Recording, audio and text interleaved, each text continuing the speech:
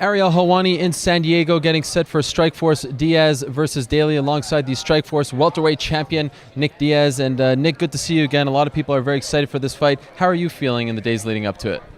I'm all right. I wasn't going to do this interview, but they told me I had to.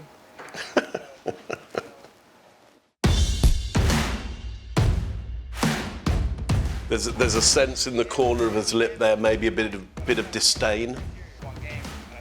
Yeah, pacifiers here, ways of releasing the tension, pacifying the tension. So he seems pretty tense, unsociable, disdainful around this person here. And Nick, it is good to see you again. First things first, how are you? Doing well, thank you.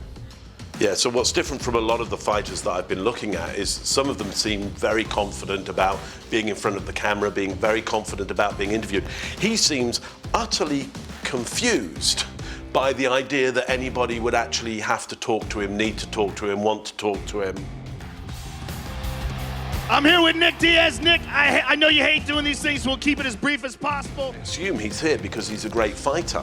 So, but you wouldn't think that based on his performance in front of a camera and an interviewer. You'd think there's somebody who's very unconfident about themselves. This is his brother, is it? Okay.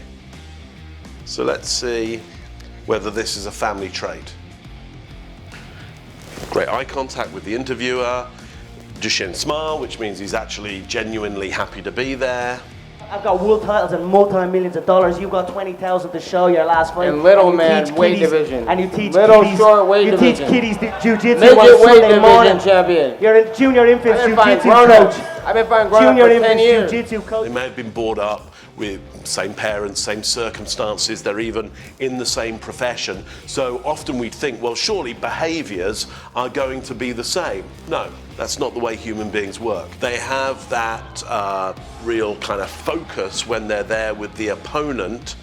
Clearly, one brother, I believe it's the older one, does not like the attention at all of an audience on him, and that's really clear, whereas the younger brother is totally open to that entertainment element of it.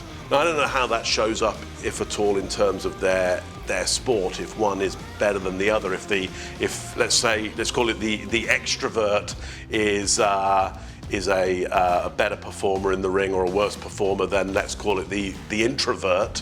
But essentially, what's interesting for me is such a huge difference between the two, although they're from the same family.